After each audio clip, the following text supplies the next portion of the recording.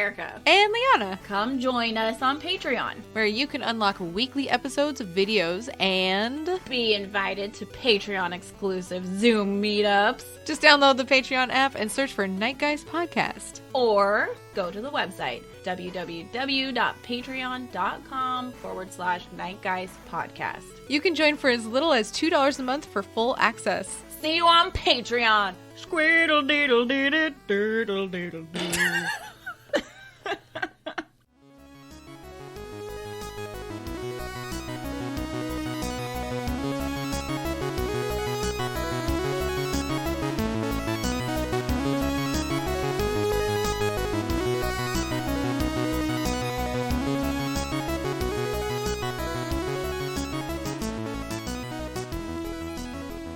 It's Erica. And it's Liana, and this is the Night Guys Podcast. We're here to join you weekly to cover weird and spooky stuff, supernatural, extraterrestrial, cryptid, culty, true crime. And today we have a very special guest. We're not doing news. Special. We're launching right into it. Today we have Christian West. He is the Country Clairvoyant. You can find him on Instagram at the Country Clairvoyant. Christian, say hi. Hello. We're so excited to have you. We are very excited. You are I'm excited awesome. to be here. Oh, yay. That makes 3 of us. That's always a good start. Yeah, absolutely. So if you don't mind, like I could talk about you, but I think I'd rather have everybody hear what you have to say, like what you offer for people and what you're doing in your life.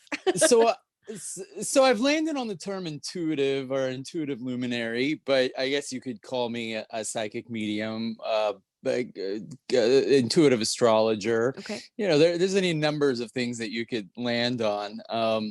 And I actually started doing this years ago because dead people started showing up and they had shown up my whole life. And so I was like, okay, there are dead people. I was like, my knowingness, right?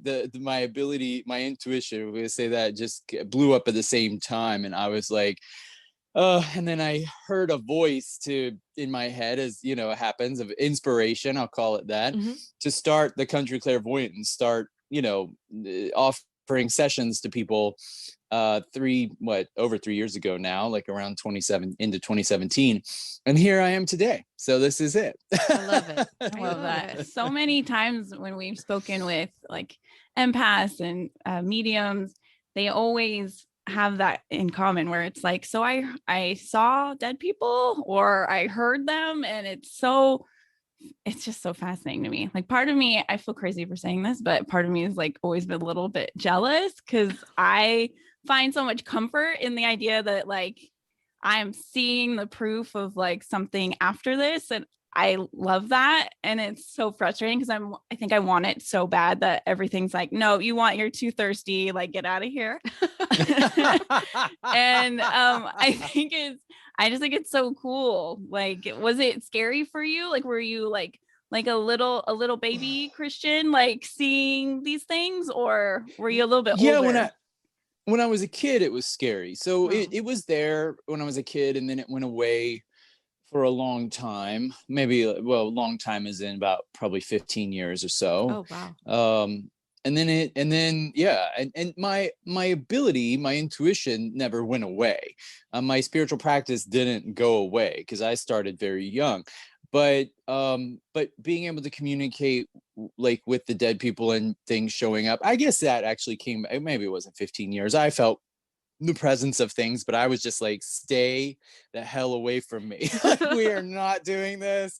I was like, I am not talking to dead people. Go. And I was told in my early 20s, we're like, oh, that's something you can do. And I was like, yeah, no, thank you.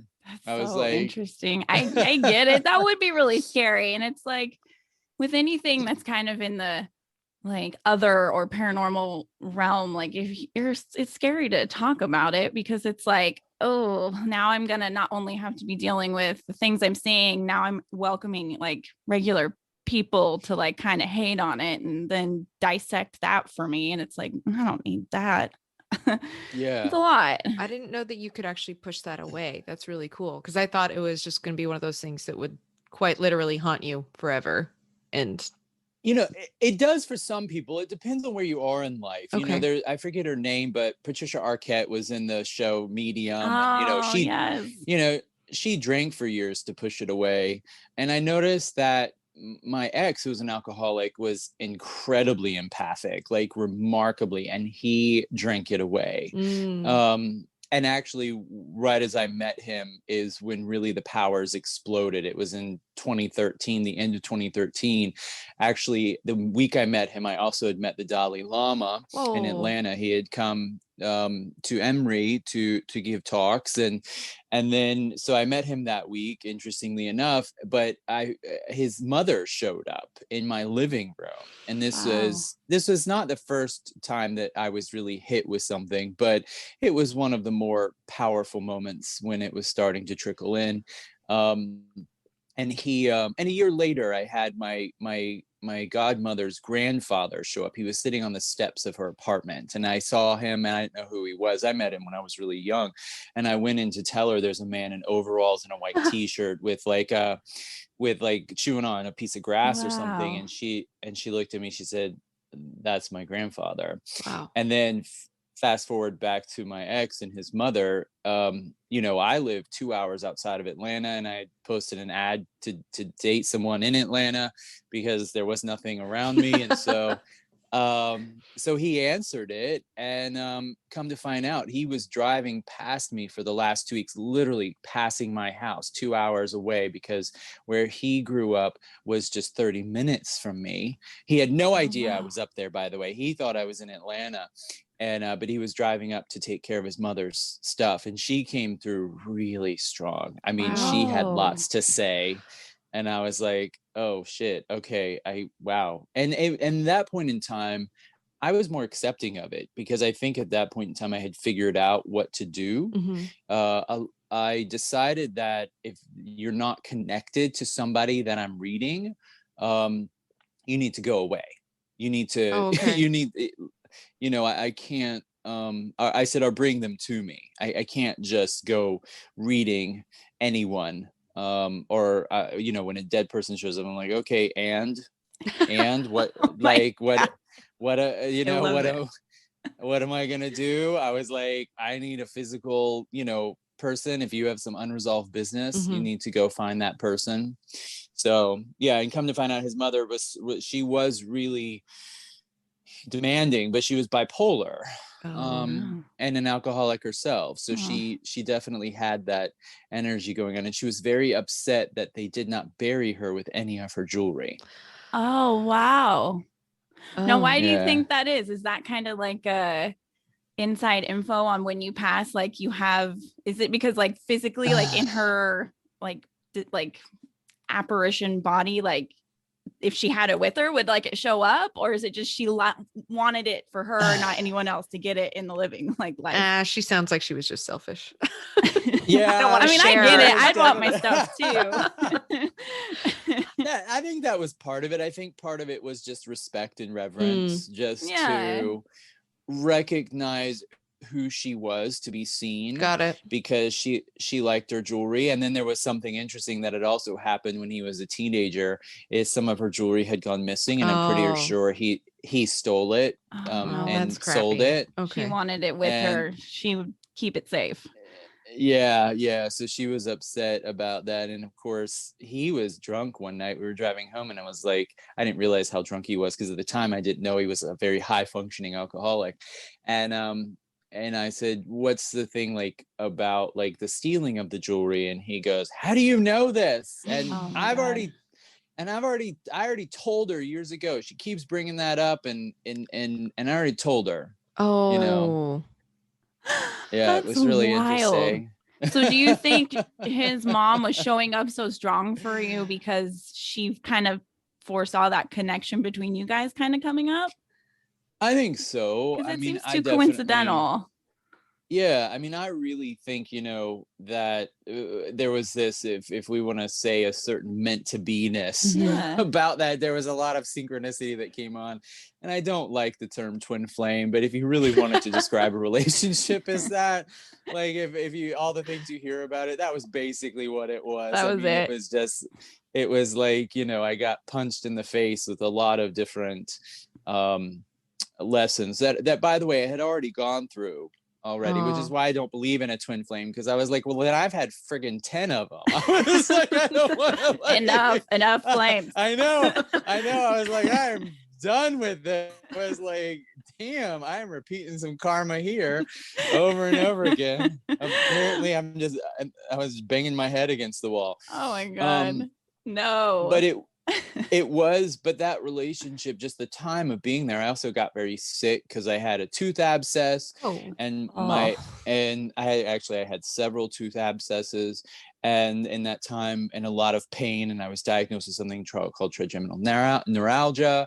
So intense face pain that literally feels like you were shot in the face, No. to the point where you can't function.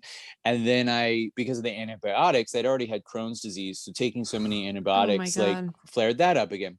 So my acupuncturist, I told him, I was like, because he was very spiritual, and I said, the dead people keep showing up. And he's like, well, when you're he said, you've been really close to death a handful of times over the last few years. He said, they will show up for you that way. Just the veil just got really Wow. thin. So Yeah. do you think you were naturally inclined to kind of have this gift, and then like how he's saying, if you were kind of like on that line, like later on in life, do you think it just amplified it even more for you then? Like it got Yeah, stronger?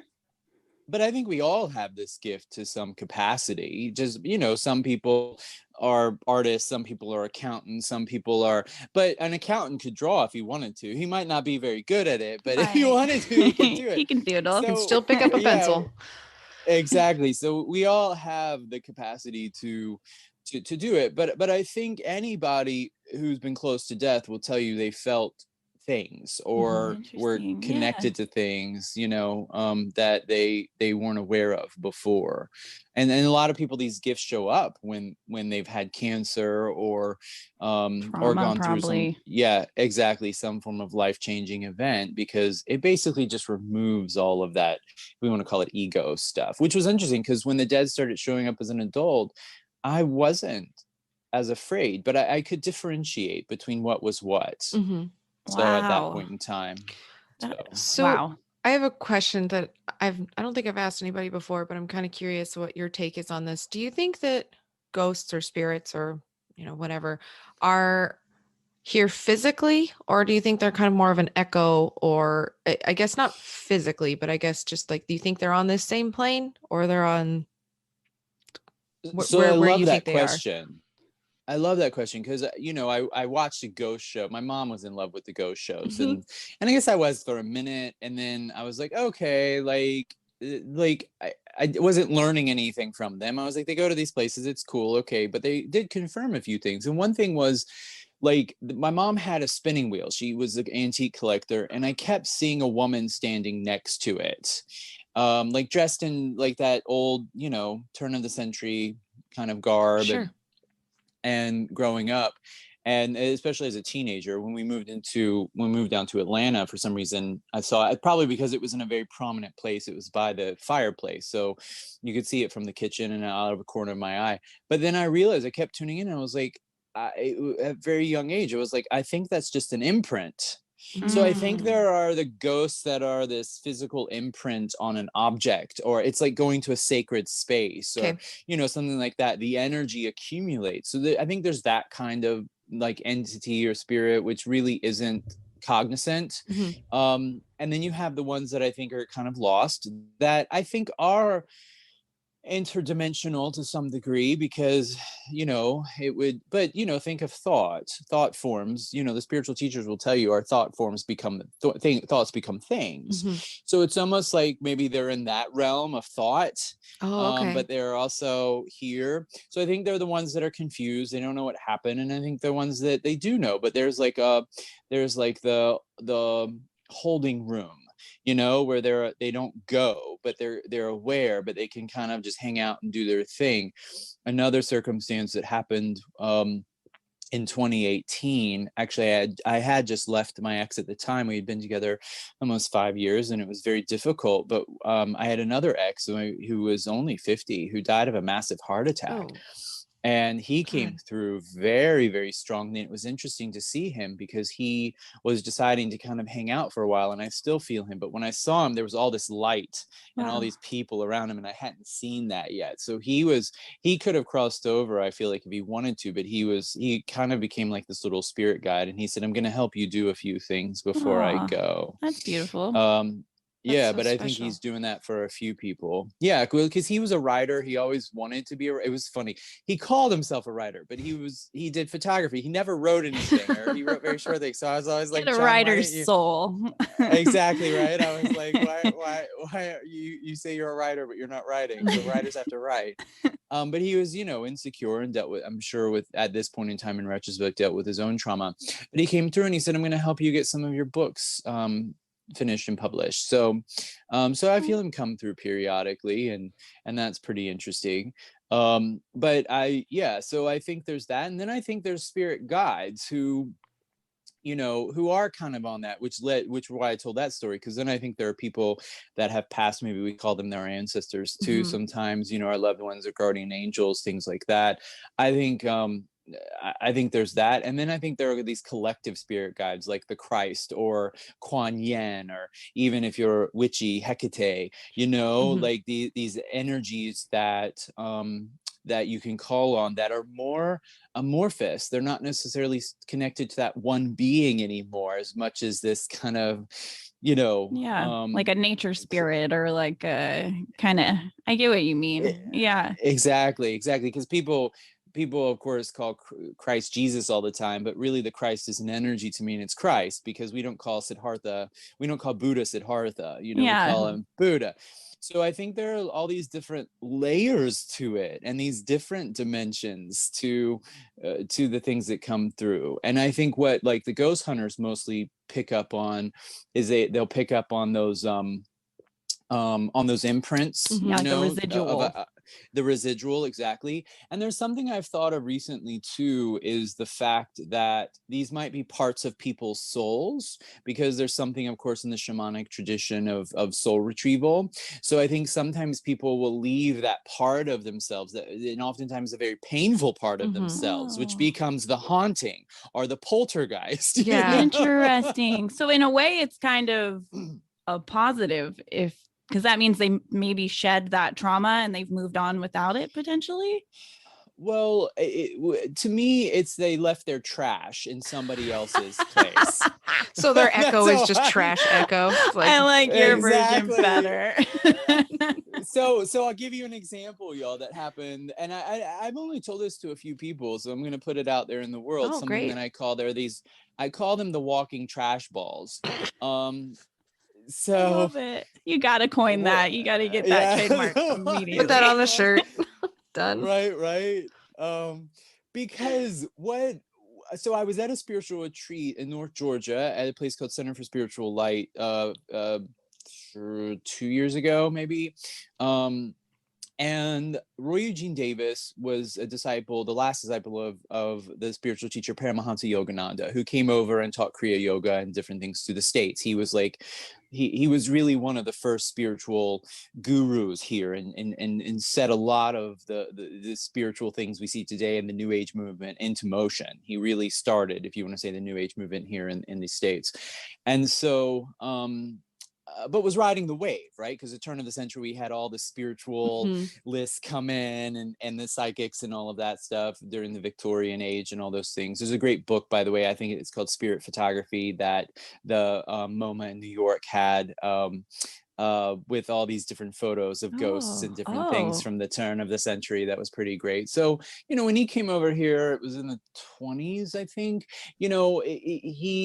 he was riding that wave, because there were all these people who were really getting into it. Well, Roy Eugene Davis in the 50s, before Paramahansa Yogananda died in 54, was a disciple for like 4 years, and he went and started his own community years later there in North Georgia. So of course I was living in Atlanta, so I go up there, and he had just passed just months before I went. I'd already met him and whatnot. So but he had just passed. So there were several houses on the property, and I was staying in one of them, and I felt his presence, or at least I thought I did. And he was a very tall, and it looked kind of like him, but not. I was like, you look kind of peaked, and I was like, what is this? And he was again a lot taller and was like crouching down in the hallway.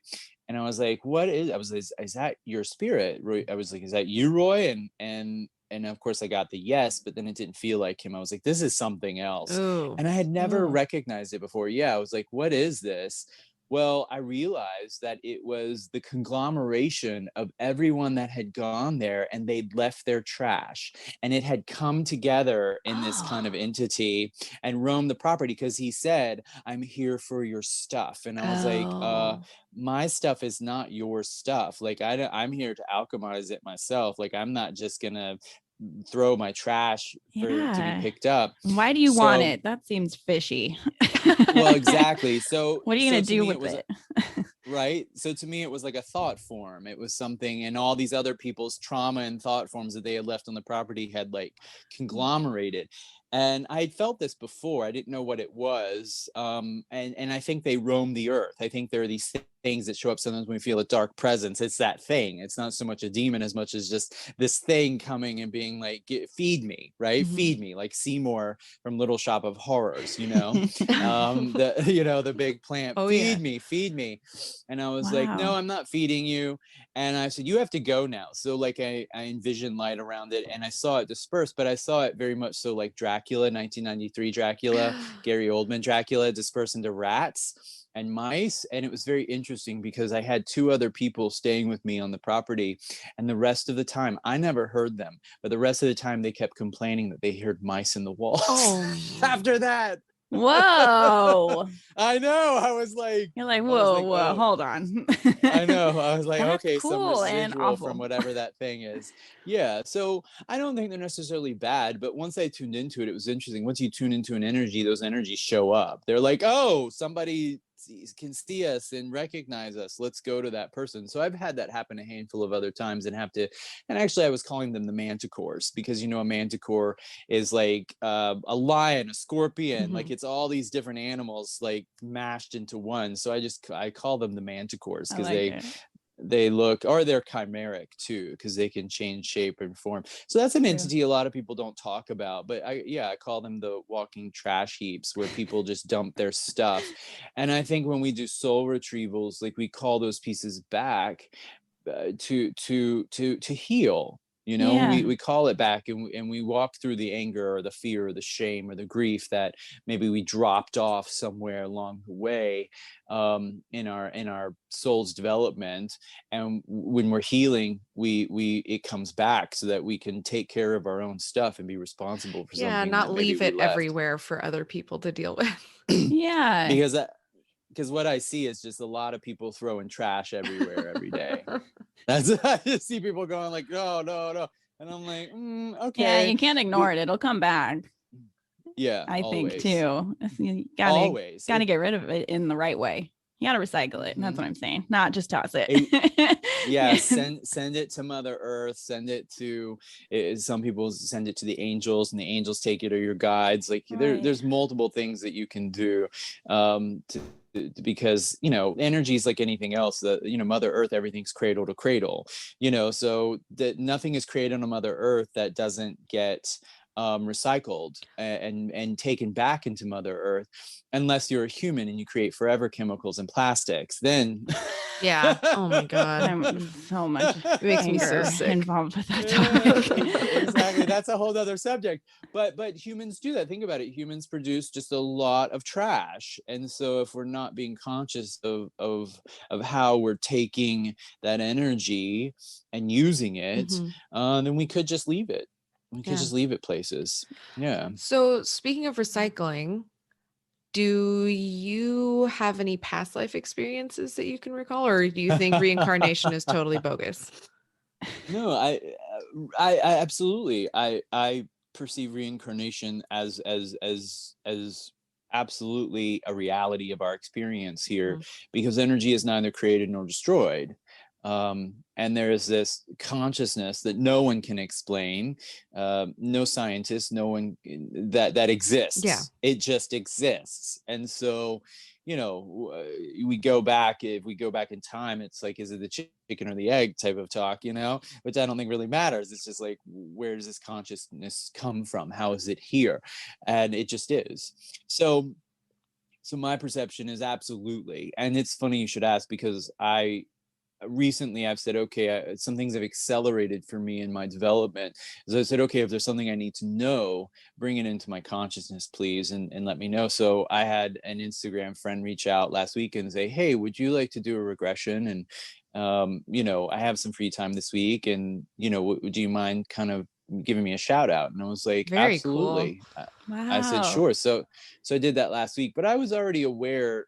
Again, when I was a teenager, I had my first past life come in. I've been a hoe in a lot of past lives. Literally, I've been a prostitute, and I remember 3 where I was a prostitute and 1 where I was a madam. So I was really big Oh. in that energy. Hey, Yeah, whatever. To each their own. yeah, I'm only exactly. laughing So because I love it. That's yeah, it. no, laugh. I say it because it is funny. Yeah, as a courtesan, that's the first life I remembered. I Wow. saw a movie called Dangerous Beauty, about Veronica Franco, and I actually did in college, I did a whole paper on her, because she was a writer. Because in Renaissance Italy, the courtesans were the only women that could be educated. So Oh, they had wow. access to the libraries, and basically were the only equals to men within society. wow. But they were also heavily resented, by their female counterparts, who were like the wives of these men, because they knew that they were sleeping with them and knew more than them. Mhm. Yeah. And so that happened. And then there was a life as a geisha. I remembered I was in a healing session, and I remembered being a slave, and then remembered being a Jewish person during a blitzkrieg, in the late 1930s, or the very beginning of World War II in Poland. Wow. Yeah, and he saw it too. So I was like, Oh, he started cool. describing what he saw, and then I was like, oh my God, that's what I saw. So it was really interesting. And I had these weird bruises that I had been, I guess, shackles on my legs that had started showing up at that time. And That's this was around fascinating. 2000. Yeah, it was like 2012. So it's when the gifts started to show up, more past lives started to show up. So, Mm. and I find the spiritual teachers will say this, you'll start to remember them as needed. You don't have to, because I believe whatever the patterns we carry in, whatever lessons we need, we can learn in this life. But sometimes there are parallels, and sometimes we remember past lives just Sure. because. Yeah. So do you And they can support our journey to some degree. Mhm. totally? Sorry. No, you definitely have the floor. No, ask the question.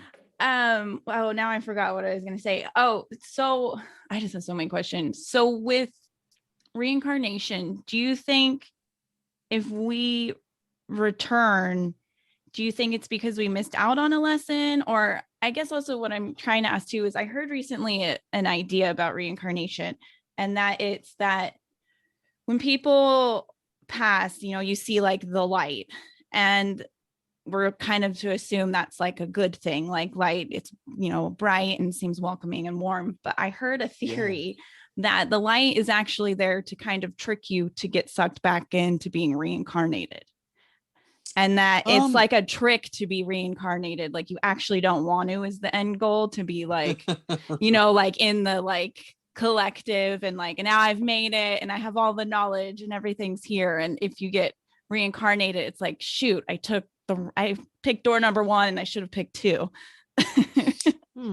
That could be one perception. This is my thought, is some people might disagree with me, but a lot of teachers will say this, and I found that's out, is life is for entertainment purposes only.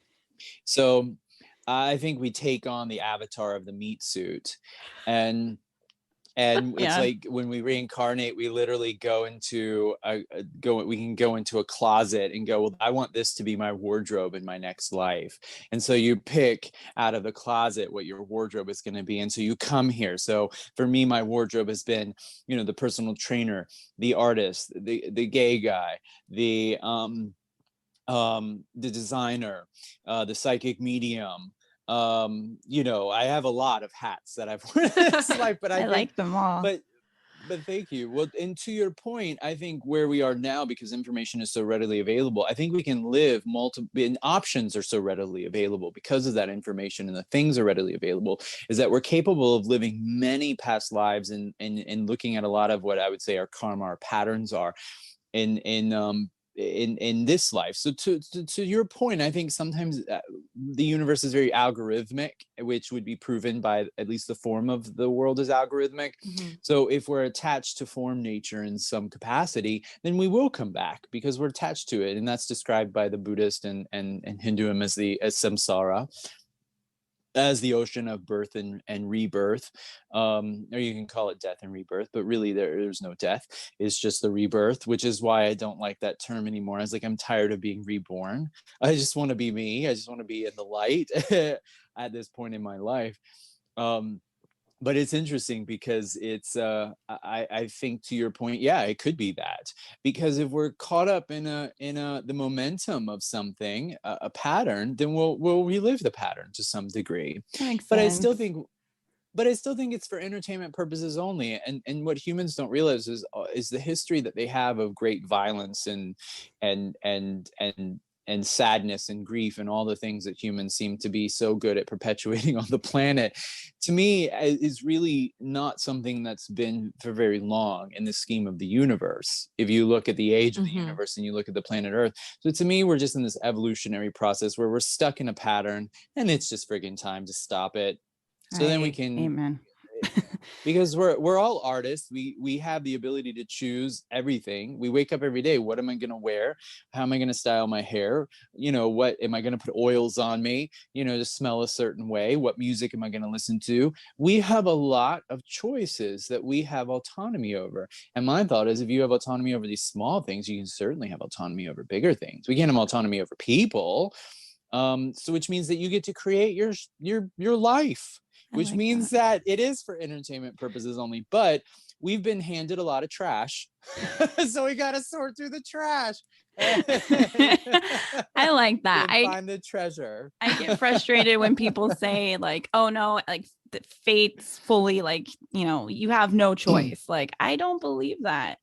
That's why I think some people with like getting readings or tarot readings, they're kind of like scared because it's like, you're going to pull the Tower card and everything's over for me and all these things. And it's like, no, I think it's just like, maybe like there's something you should think about and then you can act accordingly. I don't think, I hate the idea that we have no choice. It's like, it's already been written. It's like, no, I don't think so. Do you know that's what fate literally means? Is it has already been said. That's what the root of the word fate is. So to your point, it's already been written. So to some degree, our fate, and I've been studying this recently. I just finished reading Sadhguru, the spiritual teacher's book, Karma. And, there's a lot of research that shows that we carry our ancestors' stuff. So either we're fated by our inheritance, which is to say that, and I've decided I don't want the inheritance of my friggin' ancestors. They can have it back. As there's been a lot of pain and patterns I don't want to live.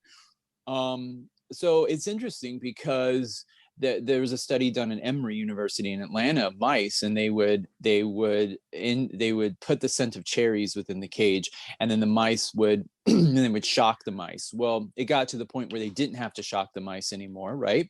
And then I think it was 5 generations later, those baby mice, so their great grandparents were the ones that were shocked. And then those baby mice remembered that the scent of the smell of cherries meant something dangerous, never been shocked, never had the experience themselves, and still showed up. Yeah. That's a trip. It's like they're changing like their genetic code Like it's like imprinted. Yep. Like that's wow. Yep. That's a lot. Through memory. But think about it. How does a spider remember how to spin a Spider. web? How Yeah. And this has been done with crows too. Generations of crows later will remember a person's face. Oh, that's sweet. I like that. I got to work on being friends with more crows. I've been trying I to like leave that. gifts. We I've all been trying to do. leave gifts in our backyard. I'm like, okay, I'm gonna be Crows are friends. awesome. Exactly. You know, it's interesting because my grandfather was annoyed with the crows. So when crows ever show up for me, they're about ancestral things. And it's interesting because the crows now never come into my grandparents' yard. They're always on one side of the yard, but never within it, because my grandfather made it very clear that he was not going to be friends with the crows, because they were like, they would That's steal funny. things from the backyard Mhm. and do all these things and get into his food, his grapes he was growing, and all these different things. And so so it. so That's anyway, cute. it's pretty great. So how do we shed our ancestors' trash?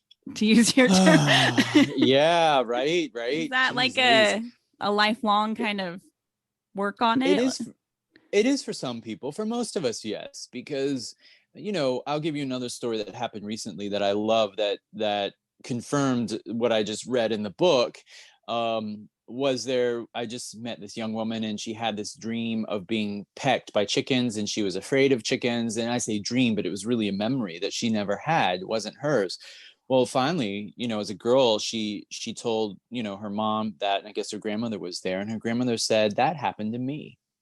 And she had never been told the story. She didn't know. She was deathly terrified of chickens 2 generations later. Wow. And so to answer your question, how do we do that? We become conscious of it.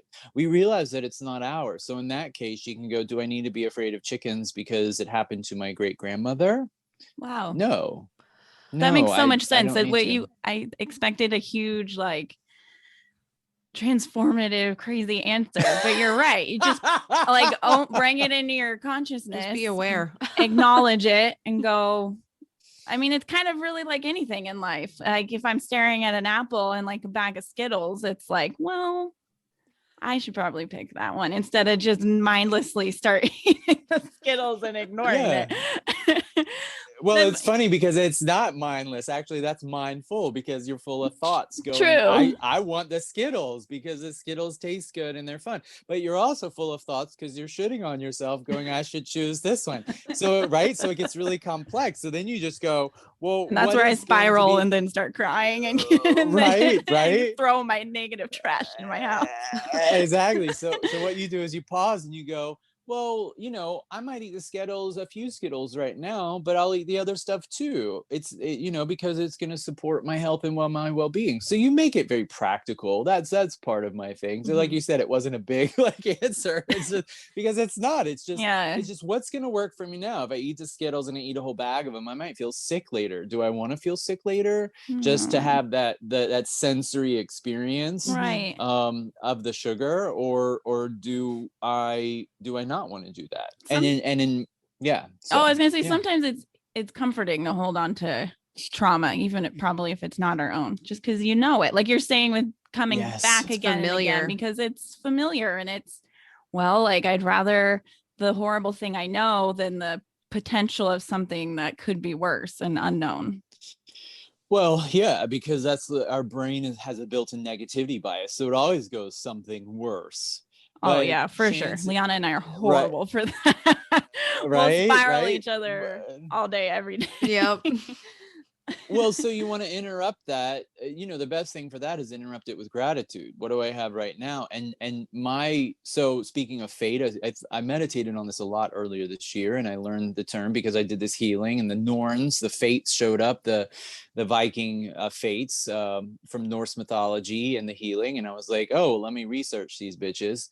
And so I started looking into what fate is and all of those things. And really, because I've been on this track of really unraveling my own karma and my own narratives and my own patterns for many years, and it seems to be coming to a head. So I was like, let's look at that. So if fate is what has been spoken or what's happened before that then we carry, then my thought is let's just shed the baggage by becoming aware of it.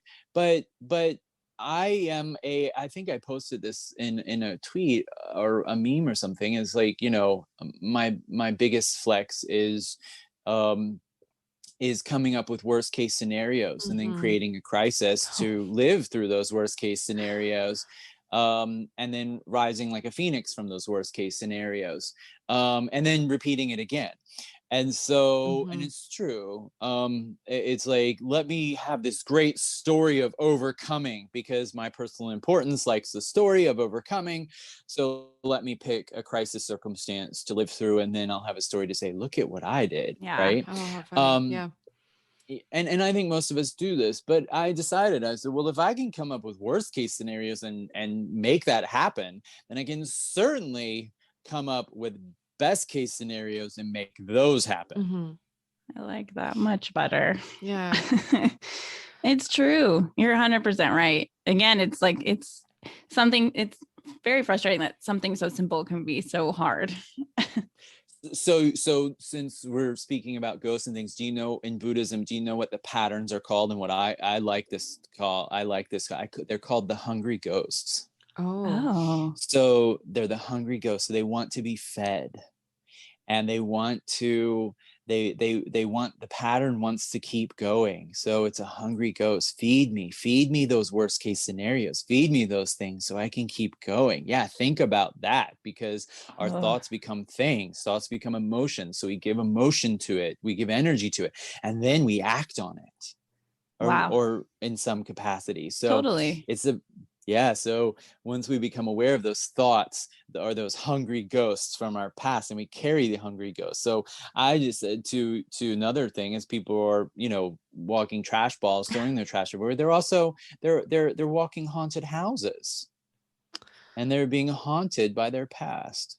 Completely.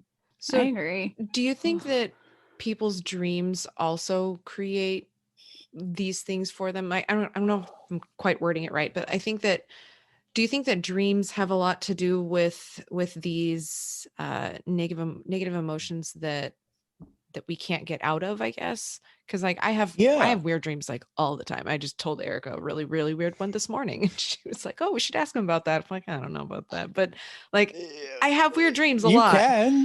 Yeah, because I think our dream life, just like with tarot or even astrology, points to archetypes. And if we can find their personal archetypes, then we can uncover things. So I'll give you an example. So for years I've had haunted house dreams. Okay, let's go to that, because the third house we lived in Richmond, Virginia, that I grew up in, we moved about every 5 years as a kid, because my dad was always bigger and better. We're going to a bigger, better house. Dad's got a bigger, better job, all that stuff. So we just, we did that. So in our third house, we lived on Native American property. Actually, it was the Powhatan Nation. Well, all of Richmond is, all of the states are really, but it was very concentrated, right? Very concentrated energy. And so a lot of shit went down in that house. So it was really a lot of scary stuff and a lot of ghost stories and interesting things. And so I will still dream of being in that house. And every time that dream presents, if there's a haunted house dream, it is because I feel like I lack control in my life, because the ghosts are moving things in the house and doing things that I don't want them to do and creating havoc. And I'm like, so at this point, because I've become aware of my own process, I was like, okay, what pattern is presenting? And it's interesting because I had one recently. I had one last Monday, and the ghost, it was weird. In the dream, I was in a hotel, and I told them I'm an empath and medium, and I told them, don't put me in the most haunted room, because I know you have them. Well, they did, I guess, as a joke. And so oddly enough, what I did in the room is I hung up sheets so that I could see the form, because I felt someone in the room, and I hung up a sheet, and then it emerged, but I could tell it was very angry, and then it came at me, and then I woke up. But I love it because I've changed my awareness. It was very much so it was very nightmarish, because there was a lot of fear, because I feel like I don't have control in the dream. Something is taking control of the circumstance. I can't see it, I can't touch it, I can't do anything about it, but it can hurt me, is how I feel in the dream. Well, I woke up and then I laughed, and the first thing out of my mouth is, the hungry ghosts are right now angry ghosts. And I laughed. I was like, and I've been really resolving a lot of anger over the years. And so it's just really interesting. And again, where does this anger come from? I think my ancestry. I don't think it's all mine. I think it's also my ancestors. And then another dream I've had for many years is a serial killer dream. So I'm being chased by a serial killer. I have to fight a serial killer. And remember, it was in January of 2018. Again, I had just left my ex, and I had a dream where I was a detective hunting a serial killer. Wow. But I was also the serial killer. No. Very What? interesting. So I was hunting myself in the dream. And to me, that said that whatever the self-sabotaging behaviors, whatever the things are that are harmful, it's my responsibility to look at. I'm the one doing it, but my brain shuts it off and goes, no, that's not you. Let's tell the story of this person, right? Oh, Let's not wow. tell the story of the quote unquote shadow self or whatever you want to call it. Let's only, because in the dream, I slowly started to remember the sites I was investigating. I was like, I've been here before. I know this. And I was like, oh my God, it's me. I'm the one doing this. But I would black out and forget that I was the killer. Oh, weird. That is intense. Yeah. Oh my God. I can't even, I'm going to be thinking about that for a while. That's insane. That'd make a great movie. Why haven't you called Netflix yet? Right. Seriously. I would. Maybe I'll write a short I'll watch story and it. do a little script for it. That's right up You our alley. should. Maybe I'll do that. I yeah. know, that's why I said it. So I was like, wait a minute, this is coming through. We need to talk about this. So yes, so we can look at the archetypes in the dreams. And again, the serial killer always felt like I didn't have control. And oftentimes in the dream, I had a gun that would not discharge, which was again very interesting, because apparently I've since made a friend who's a cop, and he said, when I told him, we were talking about dreams one night, and I told him about it, he was like, that's a very regular reoccurring dream for a policeman or a cop or somebody in that thing, is that they have a gun that will not discharge. They need to use their gun and it's not working. Goodness. Weird. Do you think that could be maybe someone's spirit that is like sending you this? Some like of a police officer that recently died because their gun wouldn't discharge or something, maybe? Or no? No. I think it's simply because I'm male. I grew up, my dad collected guns, my grandfather collected guns. And I think it represents a source of power and defense. And so my defense mechanism wasn't working every time in the dream. Wow. Now, if I were to read someone and I had that dream, usually within 24 hours of someone scheduling with me, I start to get information about them. Cool. And so I pay attention, or in the reading, I'll remember certain things that I had, and I'll be like, oh, I had that dream. Oh, I think this was for you. Wow. So yeah, sometimes that does happen where I would dream a dream for somebody else. That's definitely happened. Oh, wow. If me and Liana book an appointment with you same day, you will have some horrible dreams. So we can apologize. You're just gonna have really, really weird dreams from me. That's just be prepared to. I don't take know. Some notes. Remember my goose mud pit dream. Yeah, that was weird. Also, we're weird people. My psychic woman who blipped her son out of existence but was still screaming. It was horrible. I have really weird dreams. We're strange people. I love it. I'll just write them down and just send them to you for nighttime reading, and then you can just enjoy. I love it. You should just have a podcast where you talk about your dreams. I think that's a good podcast. I think people would listen. Probably, would listen. Why not? So, all I have to do is eat you, weird popcorn before bed or ice cream, and then just weird dreams. There you go. There's the trigger. There's the trigger. Yeah. Oh my God. Well, it's interesting because a lot of the yogis say they don't dream. There are a lot of, the people say they don't, because, my thought is there's nothing to process. They just go to sleep. They don't need to remember it. And then they wake up. So I think oftentimes the dreams are processing. I still, 3 years after my ex, I don't know what this is. I realized I didn't finish grieving the end of the relationship, because it's the end of a relationship is like a death. So sure. I shoved it aside because I felt very vulnerable, and I knew I'd go back to this person if they ever came back and said, I want you in my life, and really wrestled for me. I might say no. I might say yes, and stop saying no. And so recently I felt like there was enough distance. So I have been flooded with dreams of this person over the last handful of weeks. And sometimes it's annoying, actually, because I'm like, I want to stop processing whatever this is and move on.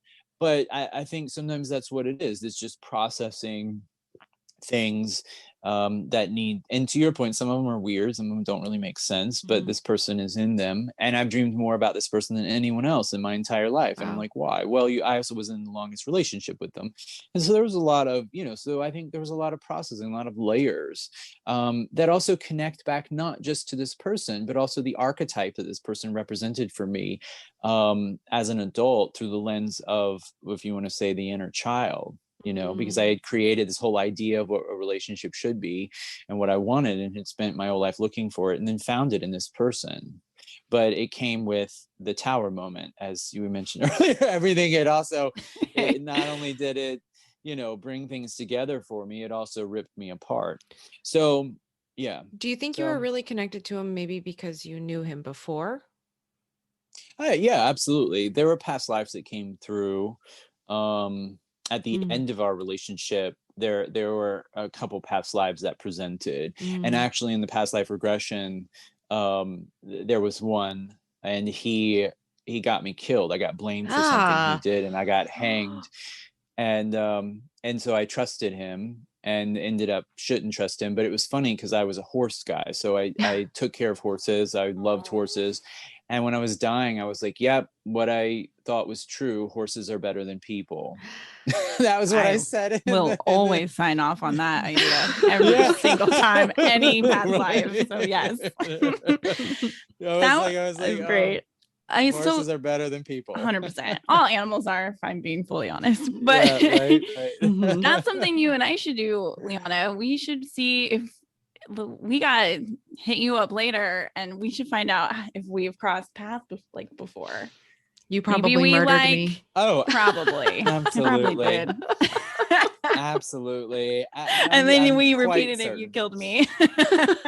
That's what we've been doing. I think you would know that if that was the karma. I think you would know that. I think you were probably more like sisters. I think it was a little more benevolent. Oh my God. I can't wait to try all this. I think I'm all in. While we're talking about it, why don't you really quickly just tell people what you offer? Because I'm looking at your offerings page, because it's on your link tree. So everybody at the Country Clairvoyant on Instagram, and he's got a whole link tree there, but what's on your offering page so that people can book you?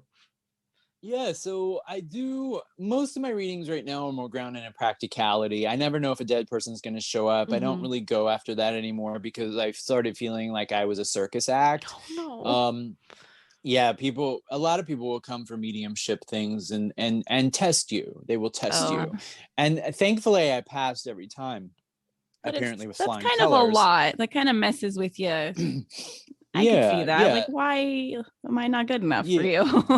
Yeah. And sometimes the information that they're seeking has nothing to do with the dead. It has to do with something. Always it has nothing to do with the dead. Every time it has to do with something they're dealing with now. Sure. So the dead don't always have to be conjured in order to confront that.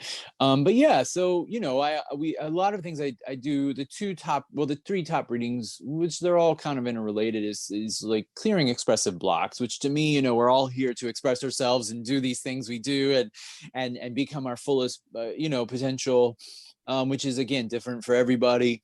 So we talk a lot about that in readings, and then relationships, because everything's a relationship. So there's a lot of people that come and talk about that. And then we do intuitive astro. I'm not a hardcore astrologer. I know enough to be dangerous, I say. I like that so very much. And but I'm intuitive, so I can look at your chart and just start downloading stuff. It's so weird. It's like looking at a tarot spread for me. So I'm familiar enough with the archetypes and the way things are to start getting information. And I'm not a fortune teller. Some people will test that. I do sometimes get future events and things come through for that person, but again, I'm not reliant on it. I'm more reliant on my intention always is what needs to be heard right now, that oftentimes points to some kind of healing. I like that. So ultimately, I'm the facilitator for some type of healing and a reminder, because most of the time all I do for people is confirm things they already know. That's really cool though, because sometimes like I can tell Erica till she's blue in the face that you know, she's an amazing mom and that she needs to stop doubting herself. But until she pays somebody to hear it from a professional, she's not going to believe me. Potentially, and she still might not believe. I was gonna say, and if I even say then, it, I but- truly, my anxiety will be Well, like, but there's a hole in what they said, and we're gonna pick it apart. well, no, and good. And what we would probably do is address whatever the stories are and whatever the trauma is. We would probably go back to the trauma that instigated those voices in your head, and then walk through that. Yes. Okay, this is what That's Erica my means. answer. She'll be Yes. calling you later for an appointment. Please. Yes, I'm please. booking it That's for my her. answer. So that is probably what we would do, because most of my readings are trauma informed. That seems to be what I've been through enough of it. I suppose I should know a little bit about it. Sure. I've learned a few things. So yeah, so I find for pretty much everyone, if we want to call it the expressive block, or that prevents us from coming into our creativity and our artistry in life to create whatever we're creating, whether it's becoming the best mother or whatever, is always some form of trauma, something we learned along the way, or something we carried from our ancestry. Or both. I'm sure I have both. I have Yahtzee.